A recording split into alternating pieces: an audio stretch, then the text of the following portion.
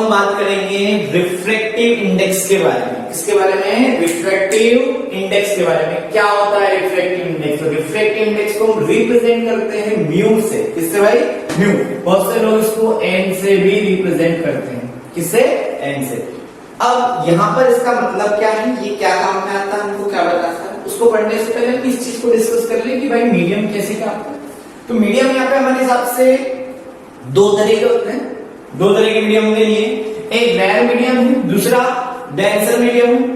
तो सभी को पता है कि डेंसर मीडियम और रेयर मीडियम में क्या होगा, रेयर मीडियम में क्या होगा, स्पीड ऑफ लाइट को जब हम देखेंगे भाई इसके बारे में डिस्कशन करें तो स्पीड ऑफ लाइट इस मीडियम में क्या होनी चाहिए भाई, इस मीडियम में आपको इसके बारे में जो पता चलेगा तो वो होगा कि इस मीडियम में स्पीड ऑफ लाइट क्या होने वाली है, फास्ट रहने वाली as compare to other medium. अगर इसको हम बोलते हैं रेयर मीडियम बोल रहे हैं किसी मीडियम के कंपैरिजन में, तो इस मीडियम में स्पीड ऑफ लाइट क्या रहेगी, फास्ट रहेगी as compare to other medium. अगर हम किसी मीडियम को किसी दूसरे के कंपैरिजन में डेंसर बोल रहे हैं, क्या बोल रहे हैं, डेंसर बोल रहे हैं, तो इसके लिए हम जब बोलेंगे भाई इसके लिए जब डिस्कशन होगा तो हम बोलेंगे भाई इस केस के लिए स्पीड ऑफ लाइट क्या रहेगी, इस केस के लिए स्पीड ऑफ लाइट रहेगी slow as compare to other medium. Denser बोलने का मीनिंग ये है कि भाई इसको हम कंपेयर कर रहे हैं किसी दूसरे के साथ कि density is more as compare to other, density is high as compare to other. अब हम कौन सी डेंसिटी की बात कर रहे हैं, किस चीज को डिस्कस कर रहे हैं? वो डेंसिटी है भाई हमारी ऑप्टिकल डेंसिटी। क्या चीज? Optical density. ये डेंसिटी आपकी जनरल जो मास डेंसिटी होती है, मास डिवाइडेड वॉल्यूम, उससे बहुत अलग होती है। ये जो डेंसिटी आपकी होती है, ये ऑप्टिकल डेंसिटी के बारे में बात कर रहे हैं, ये आपका जो एक और जो होता है मास डेंसिटी जो हम निकालते हैं उसके कंपैरिजन में बहुत अलग है, ये बिल्कुल अलग चीज है। तो ऑप्टिकल डेंसिटी यहाँ पर लाइट के बारे में सीधा सीधा समझाते हैं, जिसमें लाइट फास्ट ट्रेवल करे उसकी डेंसिटी ऑप्टिकल डेंसिटी कम होती है, जिसमें लाइट स्लो ट्रेवल करे उसकी ऑप्टिकल डेंसिटी क्या होती है भाई, ज्यादा होती है। क्लियर है? ठीक। इसको हम ये भी बोल सकते हैं कि ऑप्टिकल डेंसिटी को बोलते हैं भाई स्ट्रेंथ ऑफ डेविएशन की, मतलब जब एक मीडियम से दूसरे मीडियम में लाइट ट्रेवल कर रही होगी तो वो कितना डेविएट कर सकती है, उसकी स्ट्रेंथ क्या होगी डेविएशन की। More is the deviation more is refractive index, मतलब उसकी ऑप्टिकल डेंसिटी और ज्यादा है। इसी को हम रिफ्रैक्टिव इंडेक्स भी बोलते हैं। इसी को हम क्या बोलते हैं भाई, रिफ्रैक्टिव इंडेक्स। एक तरीके से सीधी सीधी बात कि अगर एक मीडियम से दूसरे मीडियम में लाइट जा रही है, अगर उसको ज्यादा डिवाइड कर सकता है टुवर्ड्स नॉर्मल, तो मीडियम ज्यादा डेंस है, उसका रिफ्रैक्टिव इंडेक्स ज्यादा है। क्लियर? ओके। यानी कि यहाँ पर हम बोल सकते हैं, इससे क्लियर होता है हमको कि म्यू जो है वो क्या है आपका, म्यू जो है वो आपका क्या भाई, म्यू है ऑप्टिकल डेंसिटी। क्या है? Optical density.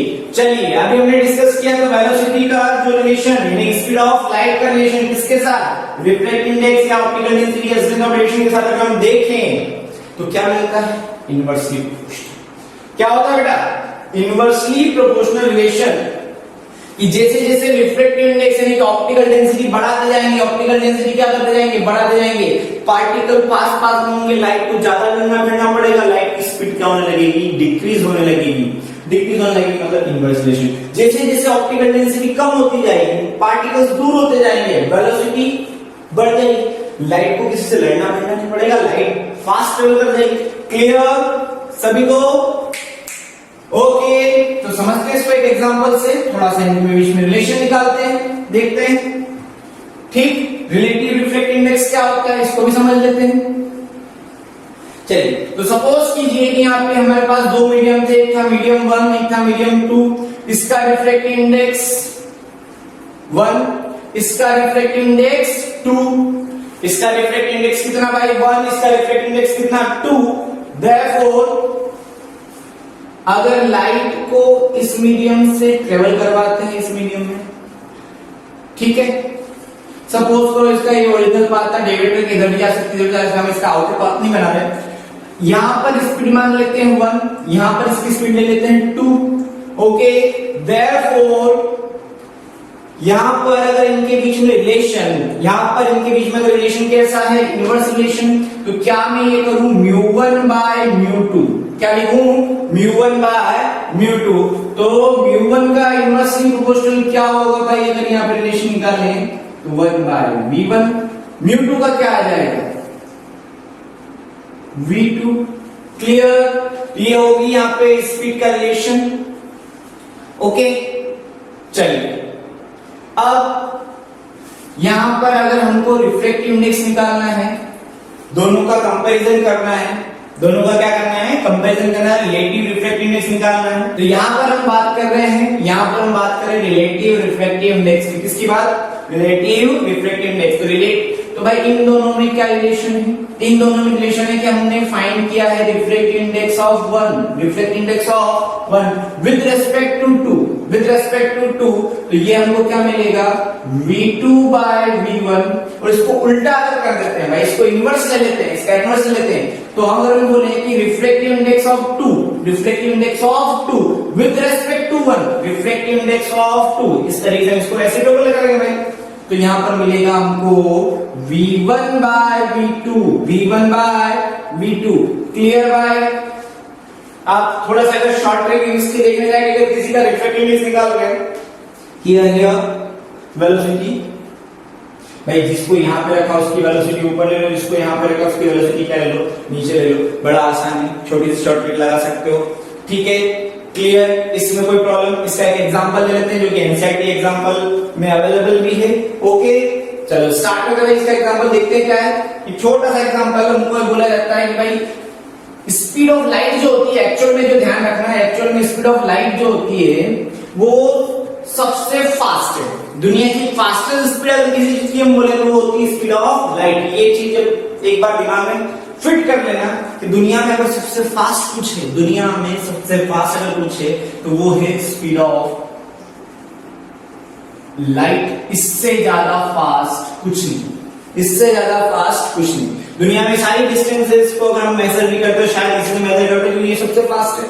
तो आपको उन सब चीजों में जाने की जरूरत नहीं। अभी हम पहले डिस्कस करते हैं कि स्पीड ऑफ लाइट क्या होती है, कितनी होती है। सबसे पहले स्पीड ऑफ लाइट होती है भाई, याद कर लेना अच्छे से, 3 × 10⁸ मीटर पर सेकेंड, मीटर पर सेकेंड। ये है स्पीड ऑफ लाइट। क्या है भाई, speed of light 3 × 10⁸ metre travel करेगा in A second, in A second. कौन भाई, लाइट। लाइट पार्टिकल जो होगा वो कितना, 3 × 10⁸ मीटर पर सेकेंड ट्रेवल करेगा।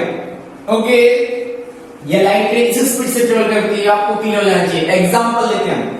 यहां पे हमारा पहला एग्जांपल है भाई फर्स्ट, इस केस में कि speed of light in vacuum, ये वैक्यूम या फिर एयर में, ये जो स्पीड होगी कहां पर होगी, वैक्यूम या फिर एयर में, ये स्पीड हम रखते हैं। तो फर्स्ट आपको बोला है कि भाई किसी भी पार्टिकल, सॉरी किसी लाइट वेव, कोई आपको पर्टिकुलर कलर हम दे सकते हैं, कोई भी नाम दे सकते हैं, वायलेट हो सकता है, ब्लू हो सकता है, ग्रीन हो सकता है, कुछ भी। उसकी स्पीड, एयर में उसकी स्पीड हमको गिवन है कि 3 × 10⁸ मीटर पर सेकेंड, 8 मीटर पर सेकेंड। अब यहां से ये सेकेंड मीडियम में जिसमें इंटर करता है वो मीडियम है ग्लास, वहां पर इसकी 2 × 10⁸ मीटर पर सेकेंड, 2 × 10⁸ मीटर पर सेकेंड। तो बताइए कोई refractive index of glass with respect to air कितना है, refractive index of glass with respect to air. इसको अभी हमने समझा था, समझ लेते हैं एग्जांपल से कि भाई ये है एयर, यहां पर रिफ्रैक्टिव इंडेक्स हो गया भाई किसका, ए का। ये होगा आपका refractive index of glass, light ने इस मीडियम से इस मीडियम में ट्रेवल किया, यहां पर इसकी स्पीड थी कितना, v1, यहां पर स्पीड थी v2 या फिर इसको ले लो va, और यहां पर क्या हो जाएगा vg। आपको निकालना है refractive index of glass with respect to air, यानी कितना, μg by μa। It means इसको लिखेंगे हम म्यू। क्लियर भाई, इस तरीके से लिखेंगे। तो इसके लिए वेलोसिटी की इक्वेशन क्या लिखेंगे आप, वेलोसिटी का वैल्यू किस तरीके से पुट करेंगे, देखिए आप यहाँ पे आ जाएगा velocity in air divided by velocity in glass. मैंने पहले बताया था, जो यहाँ पर उसको आगे रखना है, जो यहाँ पर उसको पीछे रखना है। ठीक है, ओके भाई। तो यहाँ पर देखिए जल्दी से, वेलोसिटी इन एयर कितना है, 3 × 10⁸, और वेलोसिटी इन ग्लास कितना है, 2 × 10⁸। Therefore 10⁸ to 10⁸ cancel. Finally a μg = 3/2।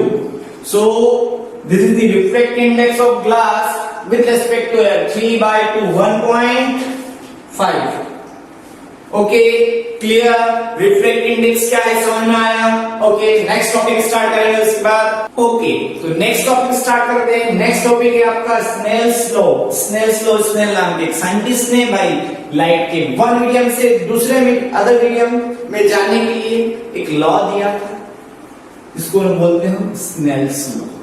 क्या बोलते हैं भाई? Snell's law. बहुत सारे लोगों को ये केवल इतना सा पता है कि mu equal sine I by sine R, where I for first medium and R for second medium, या incident angle, reflection angle, refraction angle, ये यहाँ पर मीडियम 2 है, ये मीडियम 1 है, ऐसा कुछ कि refractive index of 2 with respect to 1 ऐसे। बट ये 100% करेक्ट नहीं, ये स्नेल्स लॉ नहीं। स्नेल लॉ का ये कहना था कि अगर आप किसी एक ऐसी सरफेस जो मीडियम 1 और मीडियम 2 को डिवाइड करती है, उनको सेपरेट करती है, वहां पर आप लाइट रे को इंसिडेंट करवाते हो, तो sine of incident angle and sine of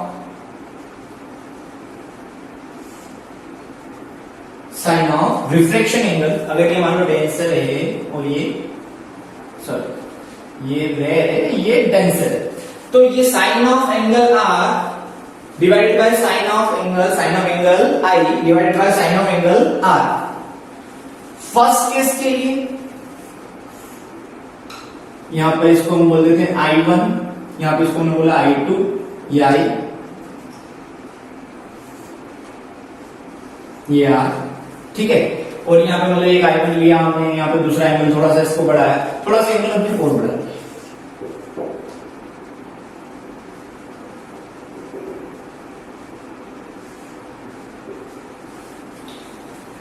ये आई। स्नेल्स लॉ का ये कहना था कि भाई आप इस सरफेस पे सेम मीडियम के लिए, मान लो ये सेम रेयर मीडियम यहां तक सभी के लिए, ये सभी के लिए डेंसर मीडियम सेम है, तो इन केसेस के लिए अगर आप साइन आई और साइन आर के ऑब्जर्वेशन देखोगे, साइन आई और साइन आर का रेशियो निकालोगे, साइन आई और साइन आर का अगर आप रेशियो निकालते हैं तो ये आपको sine I1 by sine R1, sine I2 by sine R2, sine I3 by sine R3 सभी के लिए मिलेगा कैसा? इक्वल। सभी के लिए क्या होगा? इक्वल। हमें बोल सकते हैं sine I1 by sine R1, sine I2 by sine R2, sine I3 by sine R3, ये सब क्या होंगे? इक्वल होंगे, सेम मीडियम। ये रेयर सभी के लिए, ये कैसा रेयर, ये सभी के लिए एक जैसा डेंसर है, ठीक। तब ये क्या होने वाला है? इक्वल होने वाला है। क्या होने वाला है? इक्वल। क्या भाई? Ratio of sine of angle i, यानी कि the ratio of sine of angle of incident to the sine of angle of refraction is always constant, मतलब साइन ऑफ, हमेशा बोल सकते हैं कि sine of I by sin of R is equal constant, not mu। बहुत सारे लोग बोलते हैं कि अलग डेरिवेशन है, इस डेरिवेशन से प्रूव किया, पर हमको अगर लिखना है Snell's law, what is Snell's law? तो according to Snell's law for two medium, sine of angle of I to the sine of the ratio of sine of angle I to the sine of angle R is always constant। I क्या है, R क्या है, आप अच्छे से जानते हैं। Okay ठीक, तो प्रॉपर इसकी डेफिनेशन लिख सकते हैं। कोई प्रॉब्लम इसमें? I think there is no problem. रहेगा clear? Sine of i by sine of r equal constant, और बहुत सी बार हम इसको यूज करने वाले हैं म्यू। 10th स्टैंडर्ड में हम इसको यही यूज करने वाले हैं। ओके ठीक है भाई।